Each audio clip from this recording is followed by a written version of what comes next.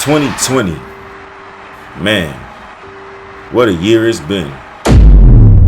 Now to Australia, where they're facing those massive fires, already among the worst in that country's history. A rocket attack on the Baghdad airport kills Iran's most revered military leader. We begin tonight with the growing certainty from U.S. intelligence that it was an Iranian missile that brought down that passenger jet that crashed outside Tehran. Now to growing concerns about the deadly coronavirus officially hitting the U.S. Here's what we know. A Washington state resident fell ill after returning from Wuhan, China. There's James, goes across the lane, lays it up, and lays it in. And there it is. He just became the third leading scorer in NBA history, passing Kobe Bryant. I wrote on my shoes tonight. I think I put Mamba for life, 824 KB, because it's really that mutual. So.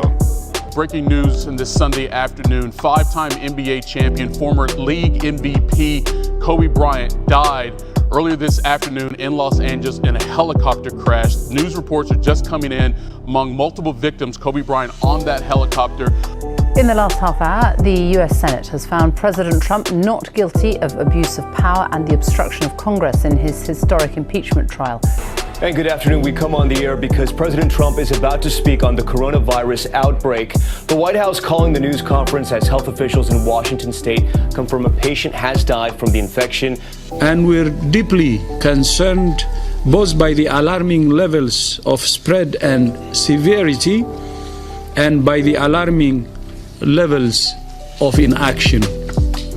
We have therefore made the assessment that COVID-19 can be characterized as a pandemic. Just tweeted within the past 2 minutes that the NBA is suspending the season. In a dramatic move to stop the spread of the coronavirus, President Trump has ordered an extensive travel ban. Breaking news just a short time ago, the governor of Illinois announcing all schools in Illinois starting Tuesday will be closed. Those closures will last until March 30th at the earliest.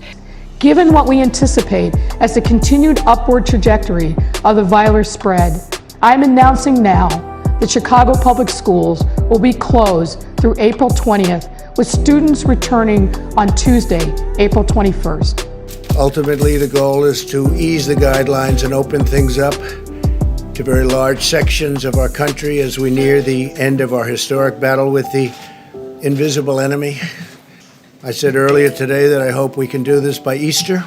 The 2020 Summer Olympics, now the latest major sports cancellation caused by the global COVID-19 pandemic. You know, I would say between 100 and 200,000 deaths.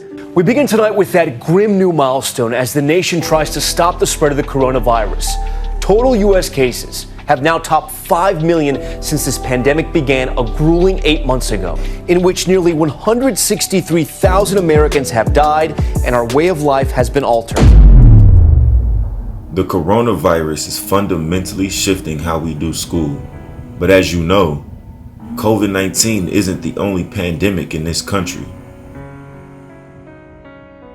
The virus of racism and hate has been coursing through the veins of this country for the last 400 years, and it continues to kill beautiful and innocent black lives.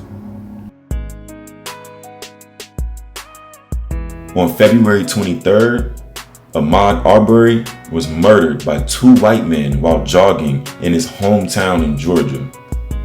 The men who killed Ahmaud were not arrested until May 7th, 73 days later.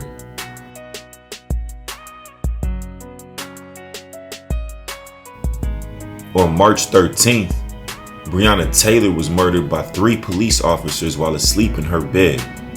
Her murderers have still not been arrested.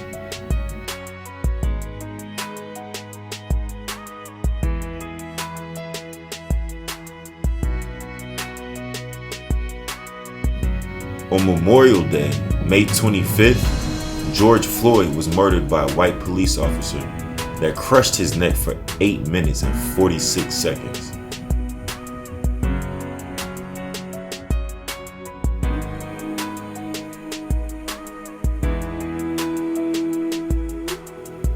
On August 23rd, Jacob Blake was shot in the back 7 times by a white police officer as his children were in the car. As of the production of this video, Jacob is paralyzed and fighting for his life in the hospital. The officer has still not been arrested nor charged.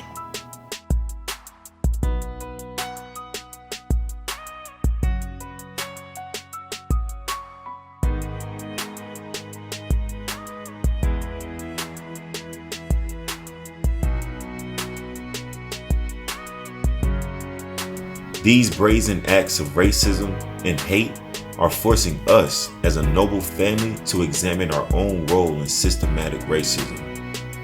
Our aim at Noble is to become an anti-racist organization. It's a bold and ambitious goal, but to get there, it will require acknowledgement and reflection of racist policies.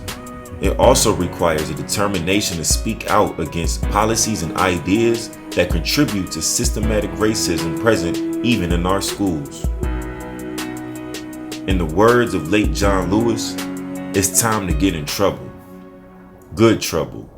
Necessary trouble. So Noble, let's get in trouble. Good trouble. Necessary trouble for the Black and brown children of Chicago.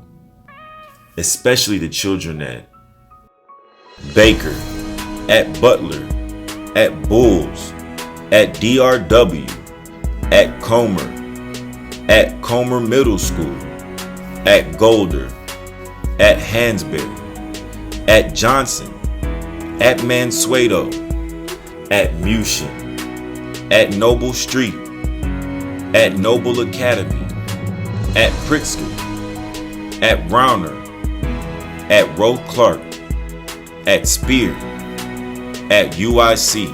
My philosophy is very simple. When you see something that is not right, not fair, not just, say something, do something, get in trouble, good trouble, necessary trouble.